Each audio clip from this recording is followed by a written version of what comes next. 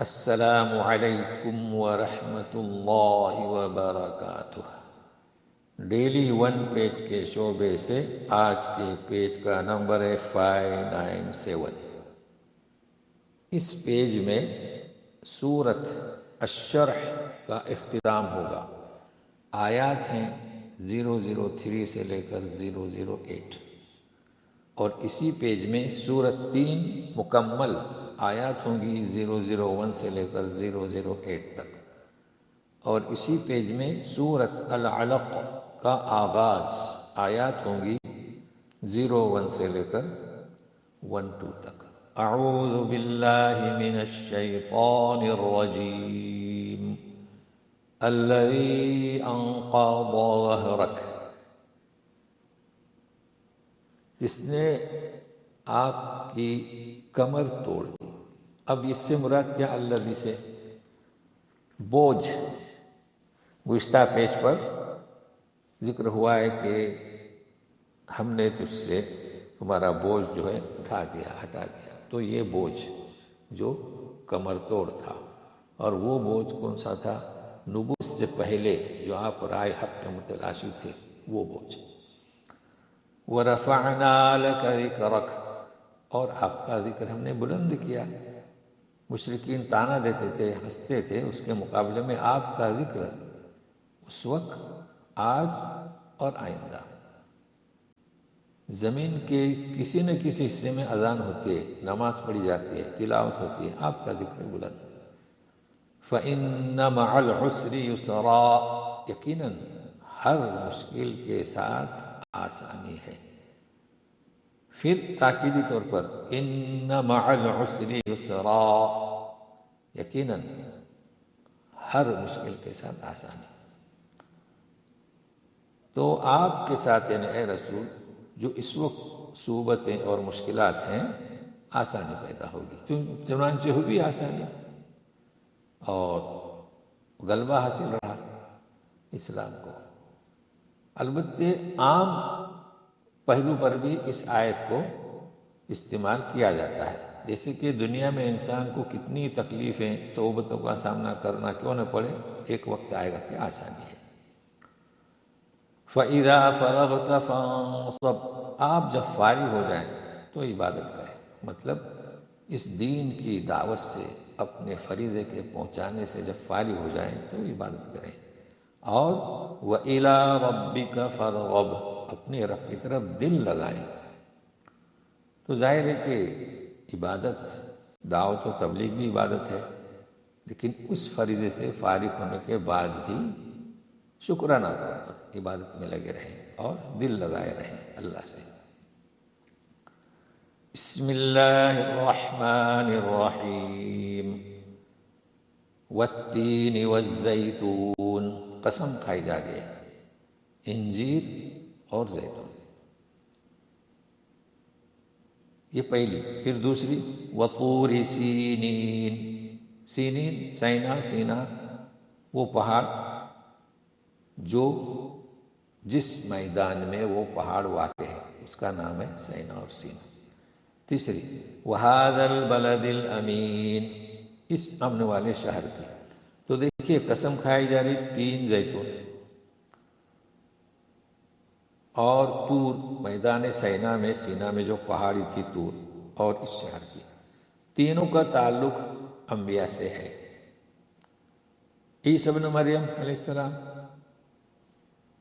یہ فلسطین میں کثرت سے 3 زیتون پایا جاتا ہے، لہذا ان چیزوں کی قسم کھائی گئی۔ پھر موسیٰ علیہ السلام ہم کلام ہوئے اللہ سے طور پہاڑی پر، اس کا ذکر ہوا، اور آپ صلی اللہ علیہ وسلم جس شہر کے رہنے والے تھے اس شہر کی قسم کھائی گئی۔ اب کہا کیا جا رہا ہے؟ لَقَدْ خَلَقْنَا الْإِنسَانَ فِي أَحْسَنِ تَقْوِيمٍ، انسان کو ہم نے بہترین شکل میں پیدا کیا۔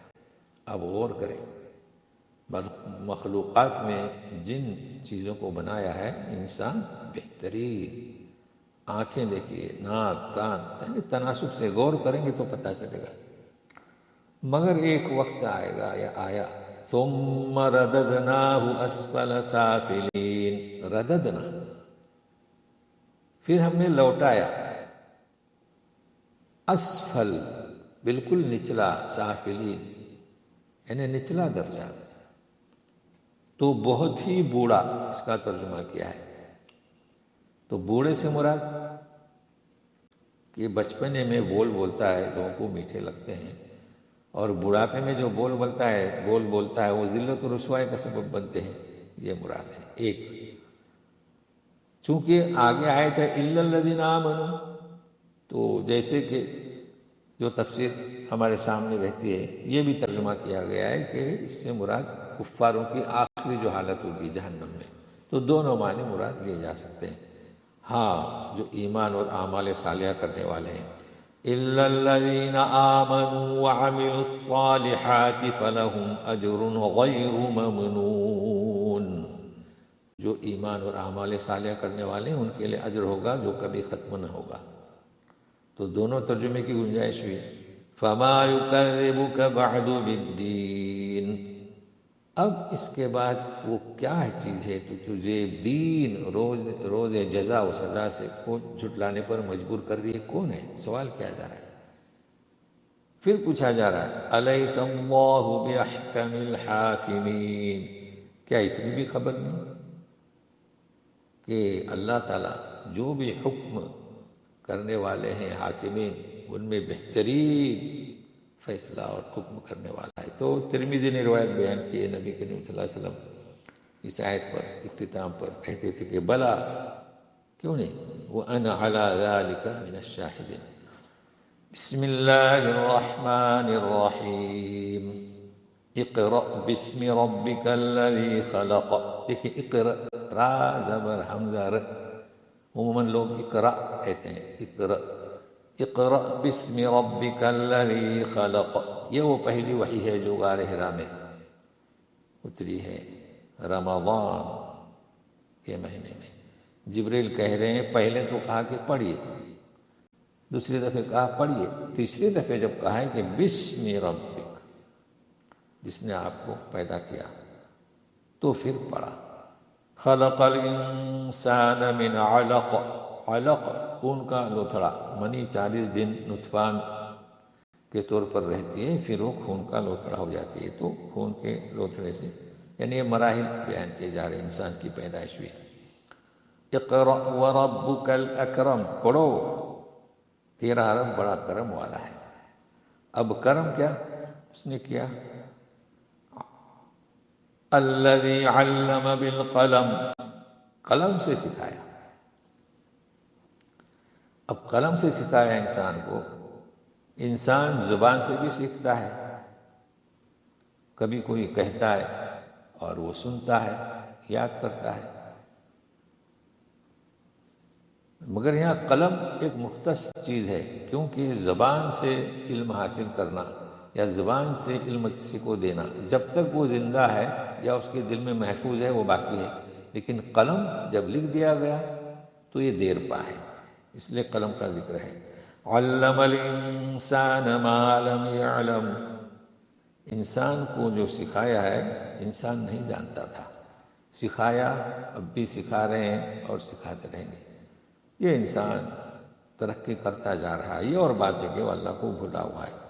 کلا ان الانسان لیطغی، جی جو خیالات ہیں وہ نہیں ہے، انسان ہے بس سرکشی کرتا جا رہا ہے، آپ سے باہر ہوتا جا رہا ہے، علم کو بھی وہ اپنی ہی ایجاد سمجھتا ہے، جبکہ اللہ نے اسے عطا کیا ہے۔ اور ارآہ استغنا، اپنے آپ کو بے پرواہ سمجھتا ہے۔ اللہ، یہ اس کی حالت ہے، وہ یہ سوچتا ہے کہ اتنا مجھے نوازا گیا ہے تو وہ مقبول ہے اللہ کے نزدیک۔ تو اس سے کہا جا رہا ہے ان الی ربک الرجعی، اپنے رب کی طرف لوٹنا ہے، لہذا یہ آپ سے باہر ہونا، یہ بے پرواہی، کل حساب دینا ہے۔ اب ذکر ہو رہا ہے ایک مخصوص شخص کا جو نبی کریم صلی اللہ علیہ وسلم کو مختلف طریقے سے مکی زندگی میں خانہ کعبہ کے پاس نماز پڑھنے سے روکتا تھا، وہ ہے ابو جہل۔ تو سنیے، ارأیت الذی ینہا، کیا آپ نے دیکھا اس شخص کو جو روکتا تھا. کسے روکتا تھا؟ عبدن اذا صلی، بندے سے مراد رسول، جب وہ نماز پڑھتے تھے. دیکھیں اذا، جب بھی نماز پڑھتے تھے، جب اس کو موقع ملا روکتا تھا. ارأیت ان کان علی الہدی، اب اسے یعنی سوال کیا جا رہا ہے کہ کیا دیکھا، اگرچہ کہ وہ ہدایت پر ہو، یعنی جو نماز پڑھ رہا ہے، جو نماز پڑھنے جا رہا ہے، تو نے سوچا کبھی وہ تو ہدایت پر ہے، اس لیے کہ وہ ایک ہی الہ کی عبادت کا کہہ رہا ہے، نہ کہ شریکوں کا اور بتوں کا. او امر بالتقوی، یہ ہے کہ کہتا ہے پرہیزگاری اختیار کرنے، تقوی اختیار کرنے. تو ایسا شخص جو نماز پڑھتا ہے، ہدایت پر ہے، اور جو باتیں کرتا ہے وہ بھی عقل سلیم میں آنے جیسی ہیں، لوگوں کے نزدیک معروف ہیں اور اسے بھلا سمجھتے ہیں، وہ ہے تقوی، پرہیزگاری، یعنی اپنے آپ کو برائیوں سے بچائے، اپنے آپ کو شرک کی آلودگی سے بچائے، تو بھلا ایسے شخص کو روکتا ہے. بقیہ اس کا اگلے پیج پر، تو انتظار کیجیے گا اگلے صفحے تک. السلام علیکم ورحمۃ اللہ وبرکاتہ.